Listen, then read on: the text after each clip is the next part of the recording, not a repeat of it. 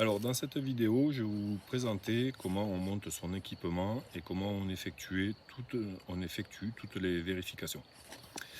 Donc j'ai préparé mon gilet, j'ai déjà passé ma sangle dans les 3 premiers trous, comme on en avait parlé précédemment dans une autre vidéo.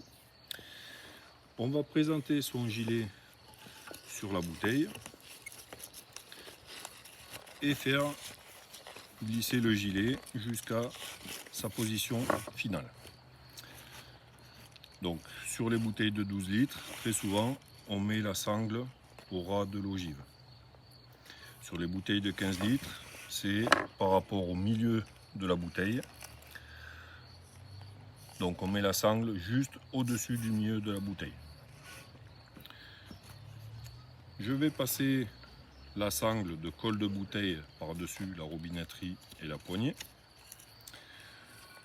Et je vérifie que j'ai bien positionné mon gilet de manière à ce qu'il soit situé devant par rapport aux sorties d'air. Si j'ouvre là l'air, en gros, l'air qui doit souffler dans cette direction me souffler dans les oreilles.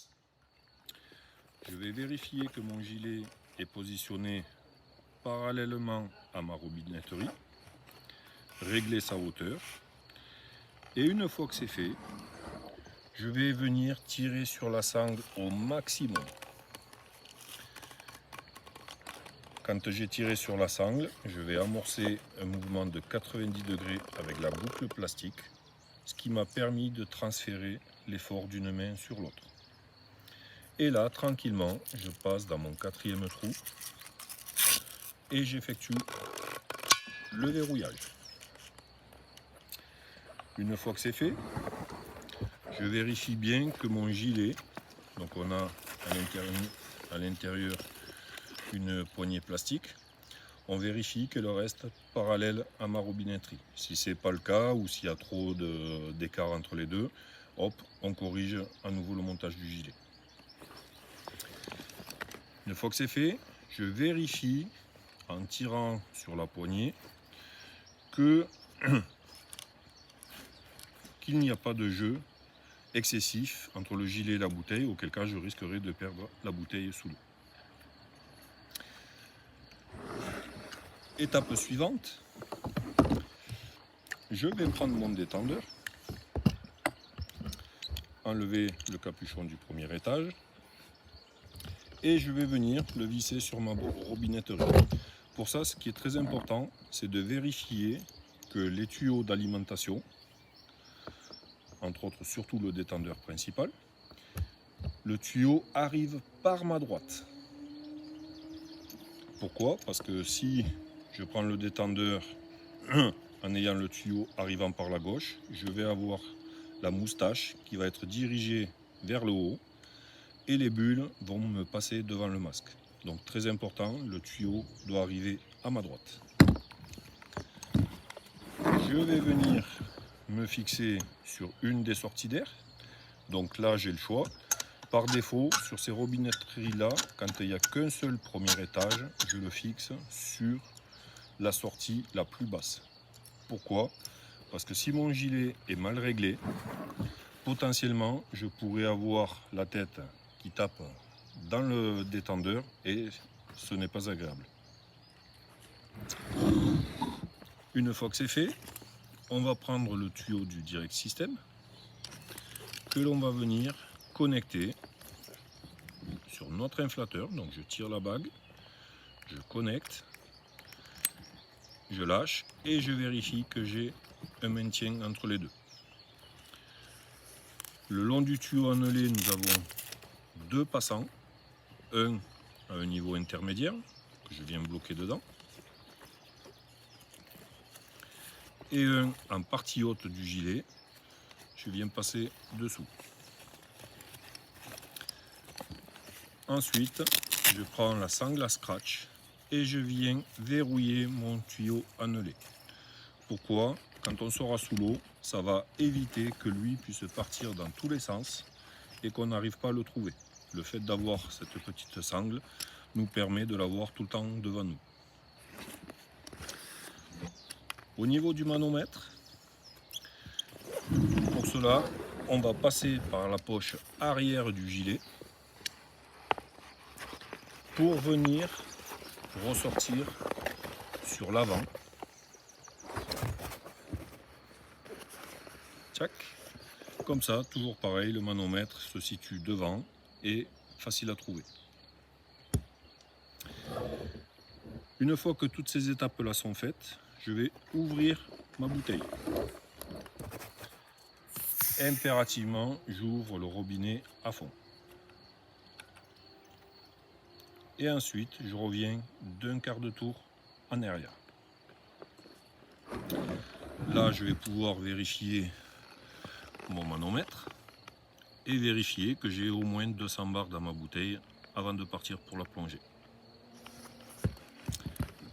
Ensuite, je vais vérifier mon gilet. Donc, il ne faut pas qu'il y ait de trous dans la vessie, sinon je ne suis pas suffisamment en sécurité et je risquerai d'avoir des problèmes pour m'équilibrer sous l'eau. Donc, je vais le gonfler en appuyant sur l'inflateur.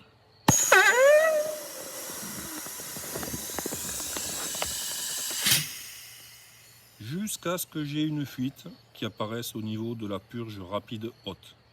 C'est normal, elle sert de soupape de sécurité, donc pas de raison de s'en inquiéter. Une fois que je n'entends plus de bruit, si mon gilet ne s'affaisse pas, a priori il n'y a pas de fuite dedans, s'il y en a une elle est certainement minime, donc je reste suffisamment en sécurité. Je vais venir vérifier la purge lente, située à l'extrémité de l'inflateur. J'appuie dessus, ok, ça marche. Je vais vérifier la purge rapide haute. Ça marche. Je vais vérifier la purge rapide basse. Donc, elle n'est pas très visible sur la vidéo. Donc, le bouton se situe là. Je tire. Ça marche. Et quatrième purge à tester, qui est cachée. Donc, pour cela, je vais remettre un peu d'air dans mon gilet, parce que j'en ai enlevé suffisamment.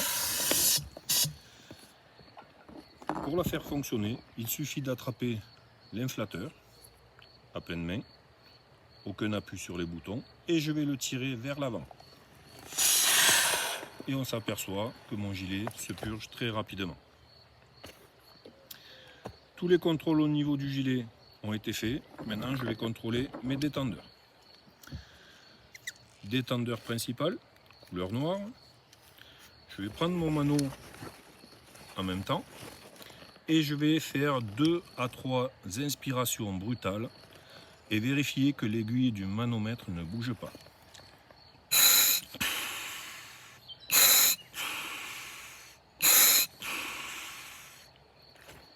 Aucun problème au niveau de l'aiguille du manomètre.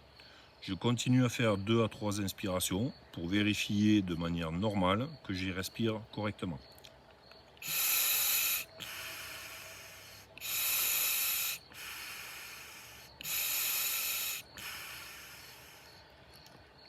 Très bien. Je vais faire la même chose sur mon détendeur de secours, couleur jaune. Cette fois-ci, les inspirations brutales, pas besoin de les faire, puisque l'air vient depuis le même premier étage. Donc là, j'ai simplement faire 2 à 3 inspirations normales et vérifier que le détendeur est agréable.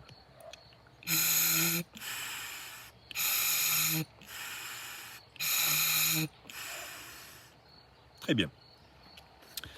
Je vais ranger le détendeur de secours. Donc pour ça, je vais plier le tuyau proche du détendeur et je vais venir le glisser dans le trou avant du gilet, au ras de la poche, et je vais pousser l'excédent de tuyau à l'intérieur. Si je dois déplacer ma bouteille pour me rendre au bord de l'eau, pour éviter que le détendeur tape par terre, je prends mon détendeur et je fais simplement un nœud comme ça, sans le serrer, ça m'évite qu'il tape. Voilà pour cette petite présentation.